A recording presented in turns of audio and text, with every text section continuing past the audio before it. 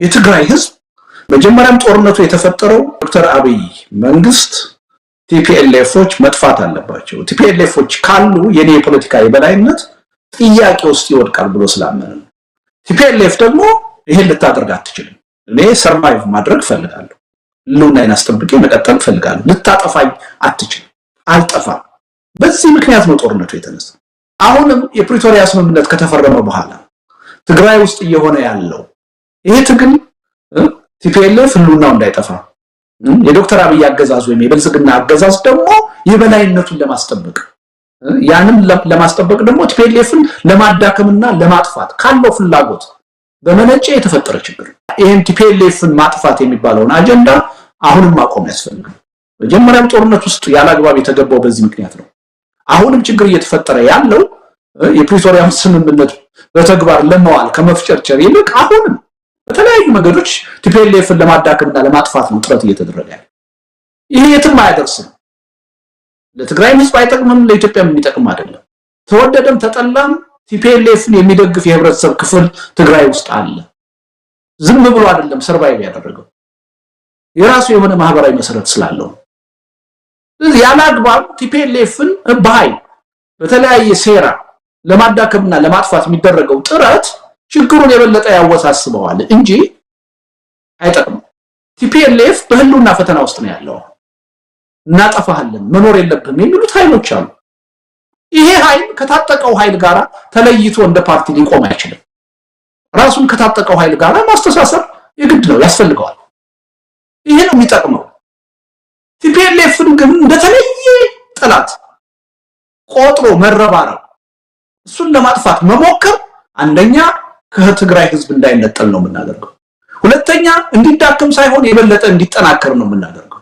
እየታየ ያለው ክስተት ይሄ ነው። መጀመሪያም ጦርነቱ የተፈጠረው በስልጣን ሽኩቻ ነው። የዶክተር አብይ መንግስት ቲፒኤልኤፎች መጥፋት አለባቸው፣ ቲፒኤልኤፎች ካሉ የኔ የፖለቲካ የበላይነት ጥያቄ ውስጥ ይወድቃል ብሎ ስላመነ ነው። በሀገርም በክልልም ደረጃ ቲፒኤልኤፍ ደግሞ ይሄን ልታደርግ አትችልም። እኔ ሰርቫይቭ ማድረግ ፈልጋለሁ፣ ልውናይን አስጠብቄ መቀጠል ፈልጋለሁ። ልታጠፋኝ አትችልም፣ አልጠፋም። በዚህ ምክንያት ነው ጦርነቱ የተነሳው። አሁንም የፕሪቶሪያ ስምምነት ከተፈረመ በኋላ ትግራይ ውስጥ እየሆነ ያለው ቀውሱ የተፈጠረው በሌላ ምክንያት አይደለም፣ በዚህ ሁለት አስተሳሰብ ምክንያት ነው። ይሄ ትግል ቲፒኤልኤፍ ህልውናው እንዳይጠፋ የዶክተር አብይ አገዛዝ ወይም የብልጽግና አገዛዝ ደግሞ የበላይነቱን ለማስጠበቅ ያንን ለማስጠበቅ ደግሞ ቲፒኤልኤፍን ለማዳከምና ለማጥፋት ካለው ፍላጎት በመነጨ የተፈጠረ ችግር። የነዚህ ሁለት ኃይሎች የነዚህ ሁለት ቅራኔዎች መገለጫ ነው። ይሄን አሳንሶ የጥቂት ግለሰቦች የስልጣን ሽኩቻ እንደሆነ አድርጎ ማየት ነው ትልቁ ስህተት።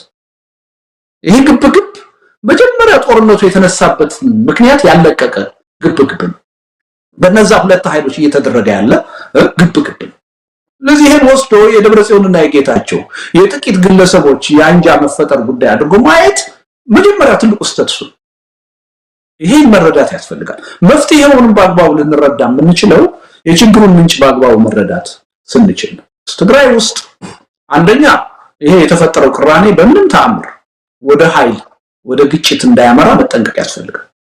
ወደ ግጭት ወደ ኃይል ከተቀየረ እጅግ አደገኛ ውጤት ነው የሚያስከትለው። አንድ ይሄ ጉዳይ በመሰረታዊነት መለወጥ ካልተቻለ ያጣጣ ለትግራይም ይተርፋል፣ ለአጠቃላይ የኢትዮጵያ ሰላምና መረጋጋትም የበለጠ ችግር ሆኖ ጎልቶ የሚወጣበት ሁኔታ ነው የሚኖረው።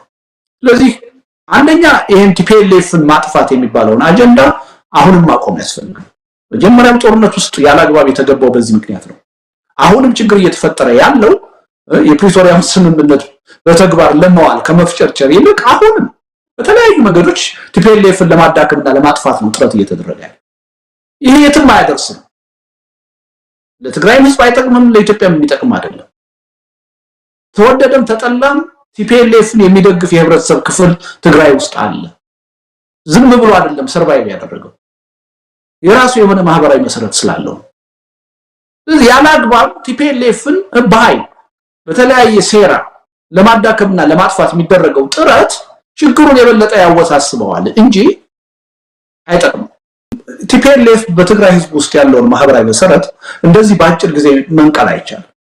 ይሄን ሪያሊቲ መቀበል ያስፈልጋል። አንድ ያ ባይሆን ኖሮ አሁን በቀላሉ ይሸነፍ ነበር። ትልቁ ችግር ያለው ምን መሰለህ? አንደኛ ቲፒኤልኤፍ በአገሪቱ ችግር ዋናውና ብቸኛው ተጠያቂ ተደርጎ ነው የሚቀርበው። አንዱ ተጠያቂ ነው ቲፒኤልኤፍ። እርግጥ ነው በ27 ዓመቱ ቁልፍ የሆነ ሚና ነበረው፣ የበላይነት ነበር። ለችግሩ ግን ብቸኛ ተጠያቂ አይደለም። አንዱ ያሳሰብ መሰረታዊ ችግር ቲፒኤልኤፍን ብቻ ተጠያቂ አድርጎ የማየት ነው። በኢትዮጵያ ፖለቲካ 50 ዓመት ኦነግም 50 ዓመት ሆኖታል፣ ኢህአፓም 50 ዓመት ሆኖታል። አንድ አሁን ሰርቫይቭ ያደርጋል። ኦህዴድ 30 ዓመት ሆኖታል፣ አልፎታል። ብአዴን 30 ዓመት አልፎታል። ፎርሙን ቀይሮ በብልጽግና አሁን አለ። ደኢህዴግ አለ። የኦጋዴን ነፃ አውጪ ግንባር 40-50 ዓመት አለ። ቲፒኤልኤፍ የተጀመረ አይደለም። ቲፒኤልኤፍን መታገል ያባት ነው። ሁላችንም እየታገል ነው። በቃ ከኢትዮጵያ ምድር ቲፒኤልኤፍ ካልጠፋ የኢትዮጵያ ችግር ሊጠፋ አይችልም ብሎ ግን ማሰብ ስተት ነው። አንደኛ እንደ አይነቱ አስተሳሰብ ቲፒኤልኤፍ ከትግራይ ህዝብ እንዳይነጠል ነው የሚያደርገው። እንደውም ቲፒኤልኤፍ እንዳይዳከምና የበለጠ እንዲጠናከር ነው የሚያደርገው። ለቲፒኤልኤፍ ያለን አመለካከት በዚህ መልኩ የተዛባ ባይሆን ኖሮ የቲፒኤልኤፍን ጉዳይ ለትግራይ ህዝብ ብንተውለት፣ እንደማንኛውም ፓርቲ ብናየውና ለትግራይ ህዝብ ብንተውለት ኦህዴድን አቅፈን ብአዴንን አቅፈን ቲፒኤልኤፍን ብቻ የችግሩን ምንጭ አድርገን እንዲጠቃ ከመፈለግ አስተሳሰብ ወጥተን ቢሆን ኖሮ አሁን ካለው በብዙ ርቀት ቲፒኤልኤፍ ይዳከም ነበር፣ ከትግራይ ህዝብ ይነጠል ነበር። እኛንን አድርገን እያቀረብን የትግራይ ህዝብ የበለጠ ሊደግፈው እያደረግን ያለን። ከዚህ አስተሳሰብ እስካልተወጣ ድረስ በምንም ተአምር የትግራይ ህዝብና ቲፒኤልኤፍን መነጣጠል አይቻልም። እኔ ግምገማ አሁንም ጥናት ቢደረግ ቅርብ ጊዜ እኮ ምርጫ ተካሂዷል እኮ ከ4 ዓመት በፊት ቲፒኤልኤፍ አሸንፏል። ተጽዕኖ የሚፈጥር በተጽዕኖ ህብረተሰቡን እየገዛ የነበረ ድርጅት ነው። አዎ ግን በምርጫ አሸንፏል። የህዝብ ድጋፍ አግኝቷል። በጦርነቱም ወቅት ህዝብ ደግፎት ነው ከጎኑ የቆመው ምራን ብሎ። አሁን ምን አዲስ ነገር ተፈጠረና ነው በአንድ ጊዜ ያ ማህበራዊ መሰረት የሚናደው? ከአቶ ጌታቸው ጠብቅ የነበረው አንዱ ትልቁ ነገር ለትግራይ ህዝብ ውለታ መዋል ከነበረባቸው ራሳቸውን በአጀንዳ ከቲፒኤልኤፍ በደንብ አድርገው ንጥር አድርገው ለይተው አዲስ ተቃዋሚ ፓርቲ ቢያቋቁሙ ትልቁ ውለታ ነበረ ለኢትዮጵያ ህዝብ፣ ለትግራይ ህዝብ። ቲፒኤልኤፍን ቻሌንጅ የሚያደርግ ለትግራይ ህዝብ አማራጭ ሆኖ የሚቀር አሁን ቲፒኤልኤፍን ይጠላሉ የምትላቸው ሁሉ የውሸት ነው። በቲፒኤልኤፍ ችግሩ ተፈቶ እነሱ የሚፈልጉት አመራር እንዲመራው ነው እንጂ የሚፈልጉት ቲፒኤልኤፍ ይጥፋ የሚል አትሰማ። እንደዛ አይደለም እንዴ? እናቶ ጌታቸው እኮ እኛንን ቲፒኤልኤፍ ነው ጥያቄያቸው፣ እኛንን መታመን ያለብን ነው ጥያቄያቸው። ቲፒኤልኤፍ አያስፈልግም አይደለም የሚሉት። እውነቱን ለመናገር አቶ ጌታቸው ከቲፒኤልኤፍ ራሳቸውን ነጥለው በአጀንዳ ማለት ነው በተጨባጭ ዝርዝር የሆነ የአጀንዳ ልዩነት ይዘው አዲስ ፓርቲ ቢያቋቁሙ ትልቅ ነገር ነበር። ለትግራይ ህዝብም ትልቅ ውለታ ነበር። ሰላማዊ በሆነ መንገድ እንደዚህ አይነት ችግር ውስጥ ከመግባት። ስለዚህ አሁንም ቢሆን ቲፒኤልኤፍ ማህበራዊ መሰረት አለው። ከሌለው ለምንድን ነው ሰርቫይቭ ያደረገው? ትናንትና አቶ ጌታቸው ሲናገሩ ሰምቻለሁ። 90% የኛ ደጋፊ ነው ሲሉ ታዲያ ለምንድን ነው መቀሌን የሚለቁት? ያኔ ያህል ድጋፍ ካላቸው እያንዳንዱ የሰራዊት አባል ከትግራይ ቤተሰብ የመጣ ነው፣ ከሌላ ዩኒቨርሲቲ የመጣ አይደለም። እያንዳንዱ የሰራዊት አባል አብዛኛው የሰራዊት አባል 70-80% ወጣት ነው። አሁን እንደሚወራው ሽማግሌ አዛውንት ምናምን አይደለም። ለምንድን ነው ቲፒኤልኤፍን የደገፈው? ይሄን ራሳችንን መጠየቅና ተገቢ መልስ መስጠት መቻል አለብን። 50 ዓመት በትግራይ ፖለቲካ ውስጥ ሙሉ በሙሉ የህብረተሰቡን ህይወት ተቆጣጥሮ የነበረ ፓርቲ በድንገት ከህብረተሰቡ ሊነቀል አይችልም። የራሱን ሂደት ይጠይቃል። ሁለተኛ ትግራይ ውስጥ የመጡት የህልውና ፈተናዎች ያ እንዳይሆን ያደረጉ ናቸው። በቃ ተወደደም ተጠላ ይሄ የፖለቲካ ፓርቲ ለህልውናችን ያስፈልገናል የሚል የህብረተሰብ ክፍል ትግራይ ውስጥ አለ። ይህን በፕሮግራም ደረጃ የማይደግፈው መኖር ግን አለበት ያስፈልገናል የሚል አለ። ምክንያቱ ላይ እኮ የተለያየ ነገር ልናቀርብ እንችላለን። እያልን ያለነው ግን ቲፒኤልኤፍ የራሱ ማህበራዊ መሰረት አለው። ይሄ መሀል አገር ያለነው ሰዎች እንደምናወራው አይደለም፣ በተጨባጭ አለው። እና አቶ ጌታቸውም የሰሩት የሂሳብ ስህተት እዚህ ላይ ነው ራሳቸውን የበለጡ ቲፒኤልኤፎች አድርገው በማሳየት ነው የህብረተሰቡን ድጋፍ ለማግኘት ሲሞክሩ ነበር። አንድም ቀን አቶ ጌታቸው እስከ ትናንትናው ጊዜ ድረስ ቲፒኤልኤፍን ወጥተው ሲቃወሙ አልሰማሁም። የሚቃወሙት እነ ደብረጽዮንን ነው እና አቶ አማኑኤልን ነው። ሰዎችን ነው እንጂ የሚቃወሙት ድርጅቱን አይቃወሙም። ለምንድን ነው የማይቃወሙት? በህብረተሰብ ውስጥ ያለውን ማህበራዊ መሰረት ያውቃሉ። ለዚህ ነው እኛንን ቲፒኤልኤፍ ብለው ጥያቄ የሚያቀርቡት የሚከራከሩት። ይህን ግንዛቤ ውስጥ ማስገባት ያስፈልጋል። ቅድም እንዳልኩት ሰራዊቱ አይላንድ ላይ አይደለም ያለው፣ ህዝብ ውስጥ ነው ያለው። ለምንድን ነው በተለየ ሁኔታ ቲፒኤልኤፍን የሚደግፈው? ይህን መጠየቅ መቻል አለብን። እና አቶ ጌታቸው የሚናገሩትን ነገር ይሰማል፣ ያዳምጣል። ሰራዊቱን ለምን አደላ የሚለውን ጥያቄ በመለስ ያስፈልጋል። ሁለተኛ ሰራዊቱንና ህወሓትንም እንደተለያዩ ሁለት ኤንቲቲዎች መቁጠርም ስህተት ነው። አሁን ባለው የትግራይ ተጨባጭ ሁኔታ ሰራዊቱና ፓርቲው ሊለያይ አይችልም። በህግ የተለያየ መሆን አለበት። አዎ አምናለሁ እኔ። በተግባር ግን ሊሆን አይችልም። ወደፊትም በቀላሉ ሊሆን አይችልም። በተጨባጭ ማየት አለብን። ለምን? ቅድም ያልኩ የህልውና ችግር አለ። ቲፒኤልኤፍ በህልውና ፈተና ውስጥ ነው ያለው። እናጠፋለን፣ መኖር የለብንም የሚሉት ኃይሎች አሉ። ይሄ ኃይል ከታጠቀው ኃይል ጋር ተለይቶ እንደ ፓርቲ ሊቆም አይችልም። ራሱን ከታጠቀው ኃይል ጋር ማስተሳሰር የግድ ነው፣ ያስፈልገዋል። ይሄን እውነታ መረዳት አለብን። ስለዚህ ሁልጊዜ ጥረታችን መሆን ያለበት የቲፒኤልኤፍን ጉዳይ ለትግራይ ህዝብ እንተውለት። የትግራይ ህዝብ የሚደግፈውን የፈለገውን ይምረጥ ራሱ። ቲፒኤልኤፍን የሚከተል ይከተል። ከቲፒኤልኤፍ ውጪ ደግሞ ሌላ ፓርቲ ፈልጋለሁ የሚለው ኃይል ጠንካራ የሆነ የፖለቲካ ኃይል ይፈጠርለት። የትግራይ ኤሊት እዚህ ላይ ነው ማተኮር ያለባቸው። በቲፒኤልኤፍ ውስጥ የሚፈጠርን አንጃ መደገፍ፣ መቃወም፣ መደገፍ ሳይሆን ለትግራይ ህዝብ ተጨባጭ ሆነ ከቲፒኤልኤፍ አማራጭ ሆኖ መቅረብ የሚችል አዲስ ፓርቲ ያቋቁሙለት። ያ ነው የሚጠቅመው። ቲፒኤልኤፍን ግን እንደተለየ ጠላት ቆጥሮ መረባረብ፣ እሱን ለማጥፋት መሞከር አንደኛ ከትግራይ ህዝብ እንዳይነጠል ነው የምናደርገው። ሁለተኛ እንዲዳከም ሳይሆን የበለጠ እንዲጠናከር ነው የምናደርገው። እየታየ ያለው ክስተት ይሄ ነው። ስለዚህ እኔ ሪያሊቲውን በደንብ ብንረዳው ጥሩ ነው። ለማጥፋት ከሞከርክ ቲፒኤልኤፍን ላለማጥፋት የሚችለውን ነገር ሁሉ ያደርጋል። ያን ሲያደርግ ደግሞ የራሱ የሆነ ማህበራዊ መሰረት አለ፣ የሚደግፈው ህዝብ አለ። የትግራይ ህዝብ የኢትዮጵያ ህዝብ ነው ብለን የምናምን ከሆነ የህወሓትን የሚደግፈውን የትግራይ ህዝብ መብት ማክበር አለበት። እኛ አይደለንም የምንወስንለት። ቲፒኤልኤፍ መጥፋት አለበት ብለን የምትናገር ትግራይ ነው እያስተዳደረ ያለው። አሁን ቲፒኤልኤፍ ኢትዮጵያን አይደለም እያስተዳደረ ያለው።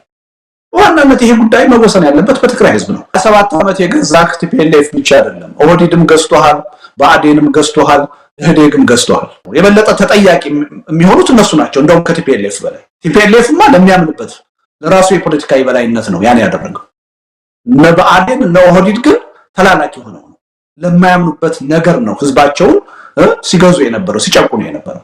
ይሄ ከተጠያቂነት ከኃላፊነት ነፃ ሊያደርጋቸው አይችልም። እሱን አቅፈህ ይዘህ ቲፒኤልኤፍ ብቻ ከምድረ ገጽ መጥፋት አለበት የሚል ፖለቲካ ማራመድ የት ያደርሳል? ዘረኝነት እኮ ነው የሚሆነው።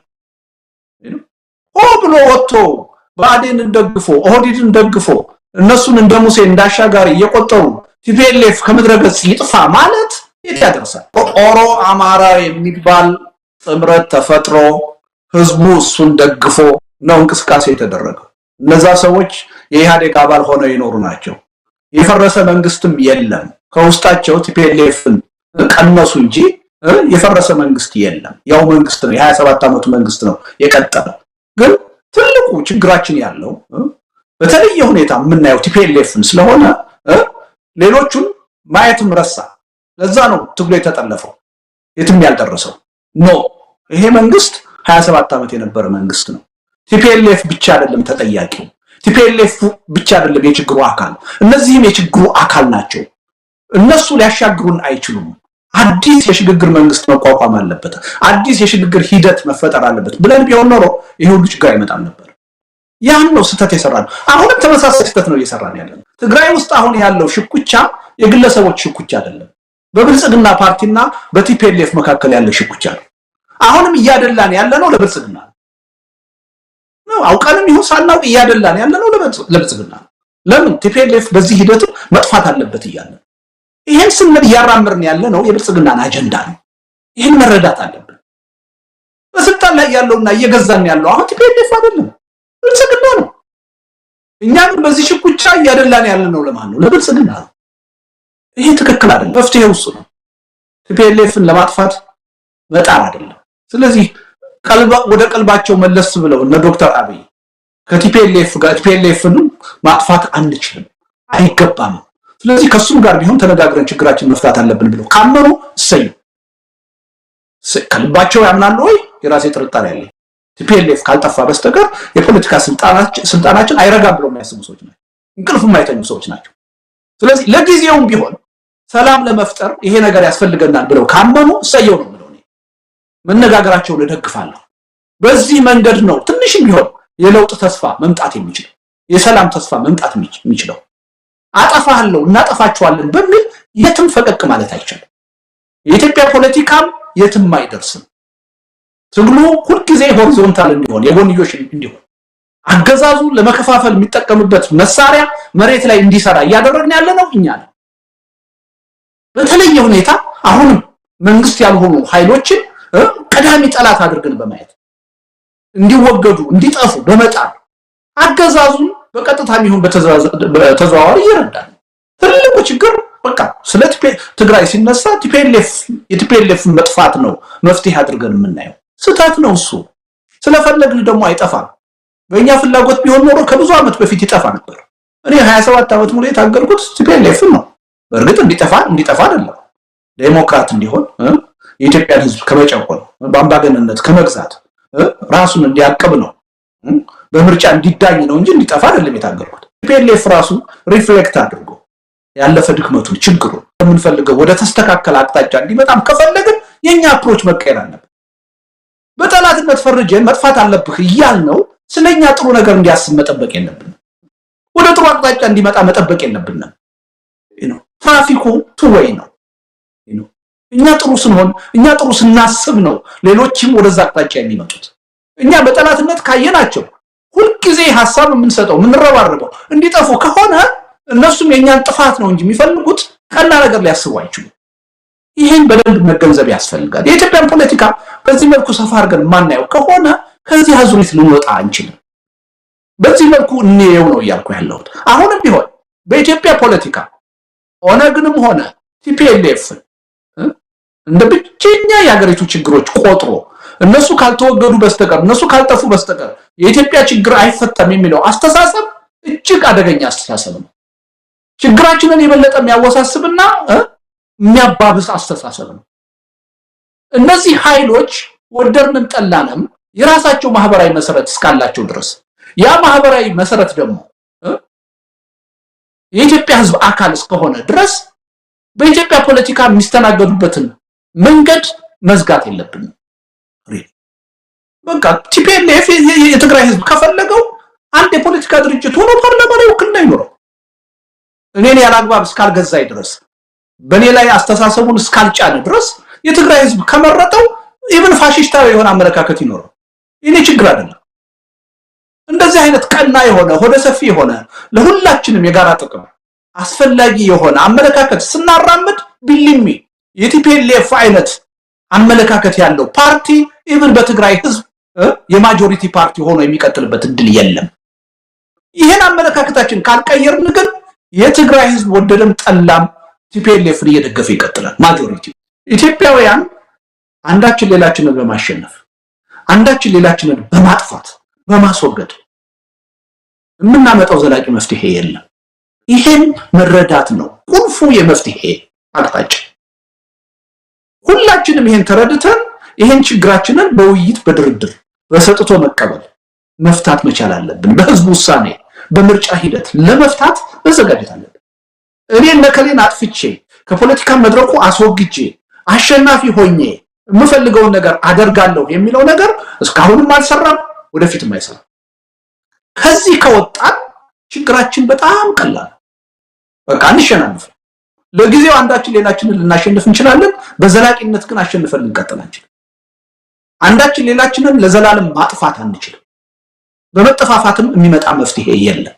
ስለዚህ ሁላችንም ይሄን አቅማችንን አውቀን ወደ ሰላማዊ ውይይትና ድርድር መምጣት አለብን።